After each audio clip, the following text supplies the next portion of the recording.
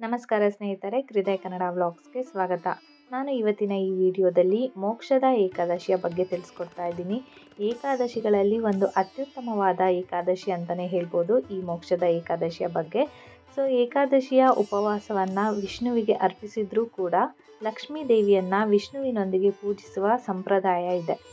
ಬ್ರಹ್ಮಾಂಡ ಪುರಾಣದ ನಂಬಿಕೆಗಳ ಪ್ರಕಾರ ಮೋಕ್ಷದ ಏಕಾದಶಿಯಂದು ಉಪವಾಸವನ್ನು ಮಾಡೋದ್ರಿಂದ ಮನೆಗೆ ಸಂತೋಷ, ಸಮೃದ್ಧಿ, ಸುಖ, ಶಾಂತಿ, ನೆಮ್ಮದಿಯನ್ನು ಗಳಿಸಬಹುದು ಅನ್ನುವ ನಂಬಿಕೆ ಇದೆ. ಈ ಉಪವಾಸದಿಂದ ಪೂರ್ವಜರು ಮೋಕ್ಷವನ್ನು ಪಡೆಯುತ್ತಾರೆ. ಮದುವೆಯಾದವರು ಮಕ್ಕಳನ್ನು ಪಡೆಯುವ ಆಶೀರ್ವಾದವನ್ನು ಪಡೀತಾರೆ. ಮೋಕ್ಷದ ಏಕಾದಶಿಯಂದು ಉಪವಾಸವನ್ನು ಆಚರಣೆ ಮಾಡೋದ್ರಿಂದ ವ್ಯಕ್ತಿಯ ಎಲ್ಲ ಪಾಪಗಳು ನಾಶವಾಗುತ್ತವೆ ಅನ್ನುವ ನಂಬಿಕೆಯೂ ಸಹ ಇದೆ. ಹಾಗಾದರೆ ಈ ಮೋಕ್ಷದ ಏಕಾದಶಿಯ ಕಥೆ ಏನು ಅಂತ ನೋಡೋದಾದರೆ, ಕೆಲವೊಂದು ದಂತಕಥೆಗಳ ಪ್ರಕಾರ ಗೋಕುಲ ಎಂಬ ರಾಜ್ಯದಲ್ಲಿ ವೈಖಾನಸ ಎಂಬ ಜನಪ್ರಿಯ ಮತ್ತು ಧಾರ್ಮಿಕ ರಾಜನಿರ್ತಾನೆ. ಎಲ್ಲ ವೇದಗಳ ಬುದ್ಧಿವಂತರು ಅವನ ರಾಜ್ಯದಲ್ಲಿ ವಾಸಿಸ್ತಾ ಇರ್ತಾರೆ. ಒಮ್ಮೆ ರಾಜನು ತನ್ನ ತಂದೆ ನರಕದಲ್ಲಿ ಸಾಕಷ್ಟು ಬಳಲುತ್ತಾ ಇದ್ದಾನೆ ಮತ್ತು ಅವನನ್ನು ನರಕದಿಂದ ಹೊರತರಲು ಪ್ರಾರ್ಥಿಸುತ್ತಿರುವನಂತೆ ಕನಸು ಕಾಣ್ತಾನೆ. ಕನಸಿನಿಂದ ಹೊರಬಂದ ನಂತರ ರಾಜನು ತುಂಬ ತೊಂದರೆಗಳನ್ನು ಎದುರಿಸ್ತಾನೆ. ಕಾರಣವನ್ನು ತಿಳಿದುಕೊಳ್ಳಲು ಮತ್ತು ಅದನ್ನು ಪರಿಹರಿಸಲು ಎಲ್ಲ ವಿದ್ವಾಂಸರನ್ನು ಕರೆದು ತನ್ನ ಕನಸಿನ ಬಗ್ಗೆ ವಿವರಿಸ್ತಾನೆ. ಯಾರೂ ಕೂಡ ಏನನ್ನೂ ಹೇಳಲು ಸಾಧ್ಯವಾಗದೇ ಇದ್ದಾಗ ಭೂತಕಾಲ, ಭವಿಷ್ಯಕಾಲ ಮತ್ತು ವರ್ತಮಾನ ಕಾಲ ಎಲ್ಲವನ್ನೂ ನೋಡಬಲ್ಲ ಪರ್ವತ ಮುನಿಯ ಆಶ್ರಮಕ್ಕೆ ಹೋಗುವಂತೆ ರಾಜನಿಗೆ ಸೂಚಿಸಲಾಗತ್ತೆ. ವಿದ್ವಾಂಸರ ಸಲಹೆಯಂತೆ ರಾಜನು ಪರ್ವತ ಮುನಿಯ ಆಶ್ರಮಕ್ಕೆ ಹೋಗ್ತಾನೆ. ನಮಸ್ಕಾರಗಳನ್ನು ಸಲ್ಲಿಸಿದ ನಂತರ ಅವನು ತನ್ನ ಕಾಳಜಿಯ ಕಾರಣವನ್ನು ವಿವರಿಸ್ತಾನೆ.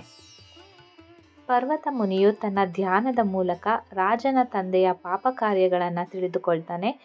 ಹಾಗೆಯೇ ಮೋಕ್ಷದ ಏಕಾದಶಿಯಂದು ಉಪವಾಸವನ್ನು ಮಾಡಲು ಹೇಳ್ತಾನೆ. ಈ ಉಪವಾಸವು ಎಲ್ಲ ತಿಂಗಳುಗಳಲ್ಲಿ ಅತ್ಯುತ್ತಮ ಮಾರ್ಗಶಿರ ತಿಂಗಳಲ್ಲಿ ಬರುತ್ತದೆ. ರಾಜನು ತನ್ನ ಕುಟುಂಬದೊಂದಿಗೆ ಮೋಕ್ಷದ ಏಕಾದಶಿಯಂದು ಉಪವಾಸವನ್ನು ಮಾಡ್ತಾನೆ. ಅದರಿಂದ ತಾನು ಪಡೆದ ಪುಣ್ಯವನ್ನು ಅವನು ತನ್ನ ತಂದೆಗೆ ಹಸ್ತಾಂತರಿಸ್ತಾನೆ. ಅದು ಅವನನ್ನು ನರಕದಿಂದ ಮುಕ್ತಗೊಳಿಸುತ್ತೆ. ತಂದೆ ಸಂತೋಷ ಪಡ್ತಾರೆ. ಹಾಗೆ ರಾಜನಿಗೆ ಅನೇಕ ಆಶೀರ್ವಾದಗಳನ್ನು ನೀಡ್ತಾರೆ. ಏಕಾದಶಿಯಂದು ಮನುಕುಲವು ಉಪವಾಸವನ್ನು ಆಚರಿಸಬೇಕು ಎಂದು ಸತ್ಯ ಕೃಷ್ಣದಾಸ್ ಅವರು ಹೇಳಿದ್ದಾರೆ. ರಾಧಾ ಗೋವಿಂದ ಮಂದಿರದ ಮೂಲಕ ಈ ಉಪವಾಸದ ವ್ಯಾಪಕ ಪ್ರಚಾರಕ್ಕೆ ಅವರು ಕರೆ ನೀಡ್ತಾರೆ. ಹಾಗಾದರೆ 2024ರಲ್ಲಿ ಮೋಕ್ಷದ ಏಕಾದಶಿ ಯಾವಾಗ ಬಂದಿದೆ, ಅದರ ಶುಭ ಮುಹೂರ್ತ ಎಲ್ಲ ವಿವರ ನೋಡೋಣ. 2024ರ ಡಿಸೆಂಬರ್ 11ರ ಬುಧವಾರ ಮೋಕ್ಷದ ಏಕಾದಶಿಯನ್ನು ಆಚರಿಸಲಾಗತ್ತೆ. ಮೋಕ್ಷದ ಏಕಾದಶಿಯ ಶುಭ ಮುಹೂರ್ತ ಬಂದು ಅಂದರೆ ಅದರ ತಿಥಿಯ ಪ್ರಾರಂಭದ ದಿನಾಂಕ ಡಿಸೆಂಬರ್ 11ನೇ ತಾರೀಕು ಬೆಳಗ್ಗೆ 3:42 ಹಾಗೆ ಕೊನೆಗೊಳ್ಳುವ ಸಮಯ ಬಂದು ಡಿಸೆಂಬರ್ 12ನೇ ತಾರೀಕು ಬೆಳಗ್ಗೆ 1:09. ವ್ರತಪಾರಣ ಸಮಯ ಬಂದು ಡಿಸೆಂಬರ್ 12ರಂದು ಬೆಳಗ್ಗೆ 7:05 ಬೆಳಗ್ಗೆ 9:09 ಸಮಯದಲ್ಲಿ ಉಪವಾಸವನ್ನು ಮುಕ್ತಾಯಗೊಳಿಸಲಾಗುತ್ತೆ. ಪಾರಣ ತಿಥಿಯಂದು ದ್ವಾದಶಿ ಮುಕ್ತಾಯ ಸಮಯ ಬಂದು ರಾತ್ರಿ 10:26. ಇನ್ನು ಈ ಮೋಕ್ಷದ ಏಕಾದಶಿಯ ಪೂಜೆಯ ವಿಧಿ ಹೇಗೆ ಇರಬೇಕು ಅಂತಂದರೆ, ಬೆಳಗ್ಗೆ ಬೇಗನೆ ಎದ್ದು ಸ್ನಾನ ಮಾಡಿ ಶುಭ್ರವಾದ ಬಟ್ಟೆಗಳನ್ನು ಧರಿಸಬೇಕಾಗತ್ತೆ. ಮನೆಯ ದೇವಾಲಯದಲ್ಲಿ ದೀಪವನ್ನು ಬೆಳಗಿಸ್ಬೇಕಾಗತ್ತೆ. ವಿಷ್ಣುವಿಗೆ ಗಂಗಾ ನೀರಿನಿಂದ ಅಭಿಷೇಕ ಮಾಡಬೇಕಾಗತ್ತೆ.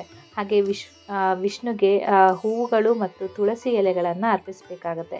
ಸಾಧ್ಯವಾದರೆ ಈ ದಿನ ಉಪವಾಸವನ್ನು ಮಾಡಿ ಹಾಗೆ ಅಂತಿಮವಾಗಿ ದೇವರಿಗೆ ಆರತಿಯನ್ನು ಮಾಡಬೇಕಾಗತ್ತೆ. ಜೊತೆಗೆ ಮೋಕ್ಷದ ಏಕಾದಶಿಯಂದು ದೇವರಿಗೆ ಸಾತ್ವಿಕ ವಸ್ತುಗಳನ್ನು ಮಾತ್ರ ಅರ್ಪಿಸಲಾಗುತ್ತದೆ ಅನ್ನೋದನ್ನು ನಾವು ನೆನಪಿನಲ್ಲಿಟ್ಕೊಳ್ಬೇಕಾಗತ್ತೆ. ವಿಷ್ಣುವಿನ ಆನಂದದಲ್ಲಿ ತುಳಸಿಯ ಪಾತ್ರ ಮಹತ್ವದ್ದಾಗಿರುತ್ತೆ. ಹಾಗಾಗಿ ತುಳಸಿ ಇಲ್ಲದೆ ವಿಷ್ಣುವು ಆನಂದವನ್ನು ಅನುಭವಿಸುವುದಿಲ್ಲ ಅನ್ನೋ ನಂಬಿಕೆ ಇದೆ. ಹೀಗಾಗಿ ಎಲ್ಲ ಪೂಜೆಯಲ್ಲಿ ಅಂದರೆ ವಿಷ್ಣುವಿನ ಪೂಜೆಗಳಲ್ಲಿ ತಪ್ಪದೆ ತುಳಸಿಯನ್ನು ಬಳಸಬೇಕಾಗತ್ತೆ. ಸೊ ಇದಿಷ್ಟು ಮೋಕ್ಷದ ಏಕಾದಶಿಯ ಬಗ್ಗೆ ಒಂದು ಸಣ್ಣ ಮಾಹಿತಿ. ಈ ಮಾಹಿತಿ ನಿಮಗೆ ಇಷ್ಟ ಆಯಿತು ಅಂತ ಭಾವಿಸಿದ್ದೀನಿ. ಇಷ್ಟ ಆದಲ್ಲಿ ಈ ವಿಡಿಯೋಗೆ ಒಂದು ಲೈಕ್ ಕೊಟ್ಟು ಹಾಗೆ ನಿಮ್ಮ ಅನಿಸಿಕೆ ಅಭಿಪ್ರಾಯಗಳನ್ನು ಕಮೆಂಟ್ ಬಾಕ್ಸ್ ಮೂಲಕ ತಿಳಿಸ್ಕೊಡಿ.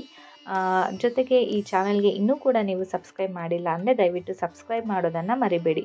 ಈ ವಿಡಿಯೋವನ್ನು ಪೂರ್ತಿಯಾಗಿ ನೋಡಿದ್ದಕ್ಕೆ ತುಂಬ ಧನ್ಯವಾದಗಳನ್ನು ತಿಳಿಸ್ತಾ ನಾನು ಮತ್ತೆ ಮುಂದಿನ ವಿಡಿಯೋದಲ್ಲಿ ಹೊಸ ಮಾಹಿತಿಯನ್ನು ನಿಮ್ಮ ಮುಂದೆ ತರ್ತೀನಿ ಅಂತ ಹೇಳ್ತಾ ಈ ವಿಡಿಯೋವನ್ನು ಮುಗಿಸ್ತಾ ಇದ್ದೀನಿ. ಎಲ್ಲರಿಗೂ ನನ್ನ ನಮಸ್ಕಾರಗಳು.